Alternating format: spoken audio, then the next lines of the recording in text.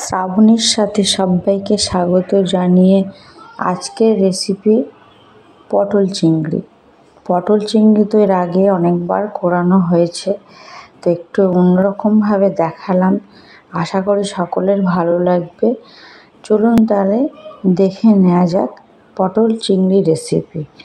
এখানে আমি 500 গ্রাম পটল, 250 গ্রাম আলু ভালোভাবে কেটে পরিষ্কার করে ধুয়ে নিয়েছি। 2টো টমেটো রাখা আছে, একটা পেঁয়াজ আছে।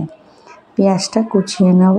আর এই পাশে চিংড়িটা কেটে পরিষ্কার করে ধুয়ে রেখেছি। চিংড়ি মাছটা নুন হলুদ মেখে ভেজে নেব। প্রথমে আমি আলুটা ভেজে নেব। তো এখানে কড়াতে আমি তেল দিয়ে দিলাম, গ্যাসটা অন করে। তেলটা ভালোভাবে আমাকে গরম করে নিতে হবে, নাহলে কড়াতে যে কোনো জিনিস ভাজতে গেলে লেগে যাওয়ার সম্ভাবনাটা বেশি থাকে। তো ধোঁয়া উঠছে দেখে বোঝা যাচ্ছে তেলটা আমার ভালো রকম গরম হয়েছে। এবার এখানে আলুগুলো একে একে দিয়ে ভেজে নেব।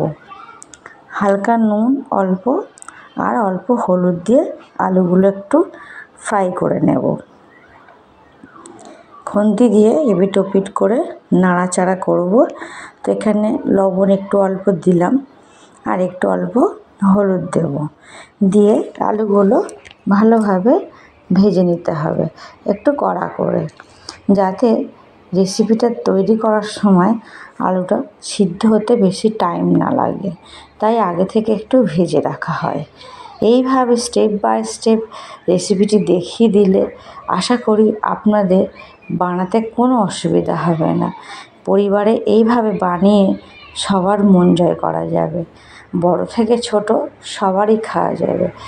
প্রথমে বলি আলুগুলো এইভাবে ঠিক ভেজে নিয়ে আলুগুলো এবার আমি একে একে তুলে নেব। তো আলুটা ভাজা আমার কমপ্লিট হয়ে গেছে। এবার যে তেলটা আছে কড়াতে, ওই তেলেই এখানে আমি পটলগুলো দিয়ে দেবো। পটলগুলো সবটাই দেব, দিয়ে নাড়াচাড়া করতে হবে। ওই সেম প্রসেস, নুন আর হলুদ অল্প করে দিয়ে পটলটা এপিট ওপিট করে তেলের সাথে মেখে দিয়ে তারপরে আমি এখানে ঢাকা দিয়ে দিয়ে পটলটা ভেজে নেব। পটলটা ভাজতে গিয়ে একটু টাইম লাগে, একটু তেলেরও প্রয়োজন হয়। তো এইভাবে নাড়াচাড়া করে পটলটা আমি ঢাকা দেব। 5 থেকে 6 মিনিট আমার পটলটা ভাজতে টাইম লাগবে। তো এখানে ফার্স্ট টাইম ঢেকে দিলাম, দিয়ে আবার তুলে নিয়ে আবার নাড়াচাড়া করে দেখিয়ে দেবো। একদম ভালোভাবে ভাজতে হবে, গায়ের রঙটা যেন চেঞ্জ হয়ে যায়, পটলের গায়ের রঙটা।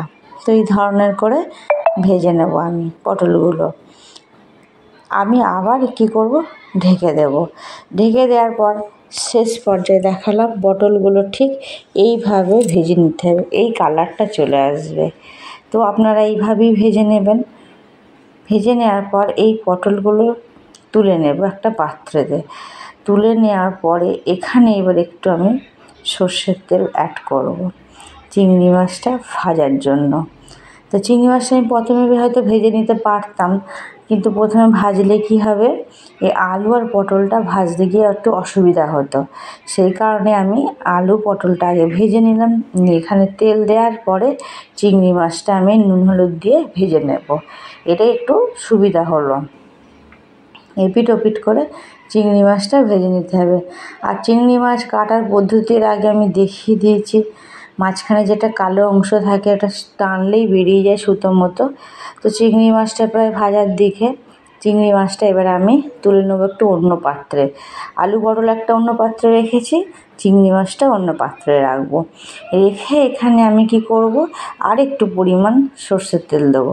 পটল চিংড়িতে একটু তেল লাগে, না দিলে ভালো লাগে না। আবার যে রেসিপিতে তেল কম সে রেসিপিতে তেল কম দিয়ে রান্না হয়, এরকম ব্যাপার। তো এখানে আমি ফার্স্ট টাইম একটা শুকনো লঙ্কা, কোচানো পেঁয়াজ ভালোভাবে দিয়ে ভাজে নিতে হবে। কালারটা যাতে চেঞ্জ আসে সেটাই দেখতে হবে। তো পেঁয়াজের কালারটা চেঞ্জ যতক্ষণ না আসছে, গ্যাসের ফ্লেমটা মিডিয়ামে রেখে পেঁয়াজটা ভাজতে হবে 2-3 মিনিট ধরে। তো এখানে আমি এবার এই পর্যায়ে এসে একটা তেজপাতা 2 টুকরো করে দিয়ে দিলাম। আপনারা চাইলে তেজপাতাটা শুকনো লঙ্কার সঙ্গেও দিতে পারেন, তো আমি এটা মাঝখানে দিলাম, এতে কোনো অসুবিধা নেই, আপনাদের মত অনুসারে। এইবার এখানে যে একটা মশলা আমি আগে থেকে পেস্ট বানিয়ে রেখেছিলাম, সেটা হচ্ছে আদা, রসুন, কাঁচা লঙ্কা, টমেটো, পেঁয়াজ একসাথে দিয়ে আমি এটা পেস্ট বানিয়েছি। টমেটোও দিয়েছি, প্লাস এখানেও আমি টমেটো কুচানোও দেবো। এটা আগে পেস্ট করে রেখেছিলাম। তো এই টমেটো এই পর্যায়ে এখানে এসে দিয়ে দিলাম। দিয়ে দেওয়ার পর মশলাটা ভালোভাবে আমাকে কষাতে হবে ফার্স্ট টাইম, নাহলে কাঁচা গন্ধ বেরোবে। মশলা কষাতেই থাকতে হবে। মশলা কষানোর ওপর অনেক কিছু ডিপেন্ডেবল হয়, তরকারির স্বাদ চেঞ্জ হয়ে যায়, ভালো হয়। তো এখানে আমি 1 চামচ, একটু বড় চামচে একটু 1 চামচ লবণ দিলাম। এখানে ধনের গুঁড়ো 1.5 চামচ, হলুদ দেব, এখানে জিরের গুঁড়ো দিলাম 1 চামচ। এবার এখানে একটু 1 চামচ বড় চামচের হলুদটা দিয়ে দিলাম। এখানে গোলমরিচটা আমি অ্যাড করলাম না, আর কাশ্মীরি লঙ্কার গুঁড়ো বা ঝালের লঙ্কার গুঁড়ো অ্যাড করলাম না। আপনারা চাইলে দিয়ে নিতে পারেন, এখানে আমার আর প্রয়োজন পড়বে না, কারণ আমি কাঁচা পাকায় লঙ্কা আর টমেটো দিয়েছি, এখানে একটা তরকারির কালারটা টোটালি চেঞ্জ হয়ে যাবে। এইভাবে মশলাটা আমাকে ভালোভাবে কষাতে হবে, যাতে কাঁচা গন্ধ না বেরোয়। যতক্ষণ না মশলার গা দিয়ে তেল ছাড়ছে, ততক্ষণ মশলাটা আমাকে কষাতেই থাকতে হবে। তো এইভাবে কষিয়ে কষিয়ে অল্প পরিমাণ জল দিয়ে আবার কষাবো, যাতে পুড়া না লেগে যায়, সেই কারণে একটু জল দিতে হলো।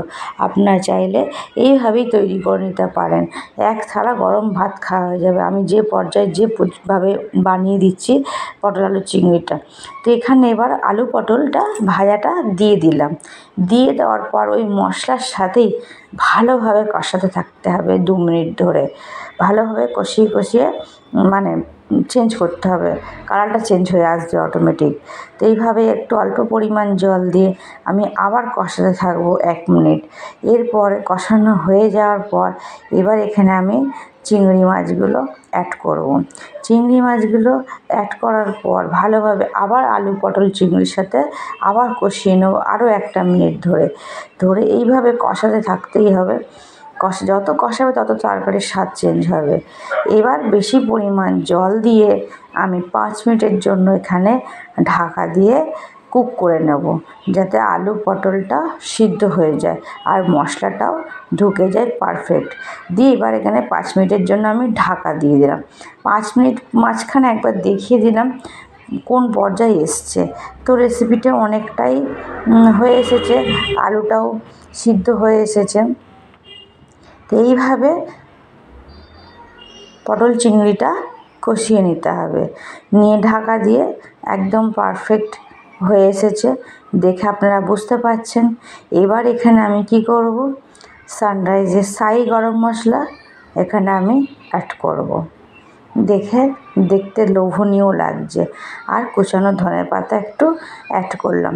আপনারা চাইলে এটা স্কিপ করে যেতে পারেন।